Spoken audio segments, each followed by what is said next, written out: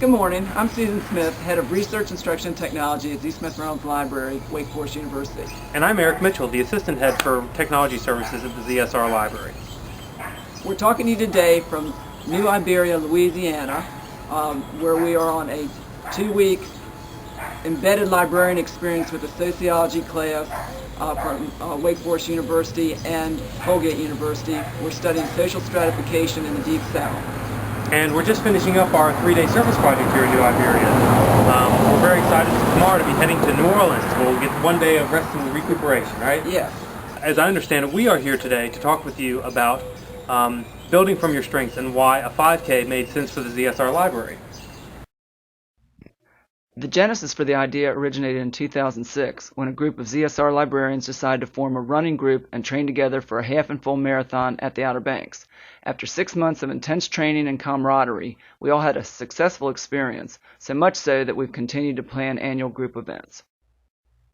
One of our group's main organizers is Bill Kane, husband of our director Lynn Sutton. You may know Bill. As a matter of fact, he's here at the conference. And if you know Bill, you know that he's a big idea guy. So it's not surprising when Lynn needed to find ways to do fundraising to support our annual Wake the Library event that Bill would have some big ideas. Because the running group illustrated the benefits of community building and running events are popular and potentially profitable, Bill suggested the library put on a 5K to raise money we needed to support the event. Since Eric and I happen to be the two librarians on staff who are the most active competitors on the racing circuit, Lynn asked us to take the lead on planning the event. We discovered quickly that running races is not the same thing as organizing a race. In order to get a handle on all of the pieces, we started with our core librarian strength, doing research.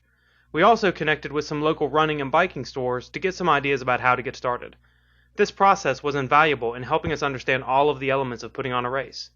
Next, we turned to other units within the university to draw on their core strengths. Over the years, through our various fitness activities, we have formed friendships with many of the staff in campus recreation. What we didn't realize until we mentioned our race planning assignment is that the campus recreation staff has a great deal of experience organizing all types of sporting events. They offered us valuable advice and were key in helping us identify all of the aspects of race production specific to Wake Forest University. Another important alliance was formed with our campus food service company, Aramark. Although we approached them for monetary support and they became our named sponsor, we soon found that they had other important expertise that was helpful. They regularly organize and cater large events and know what details need to be addressed with managing food and atmosphere. What we found through this process is that planning an event like this allowed us to form ongoing relationships with new organizations both inside and outside the university.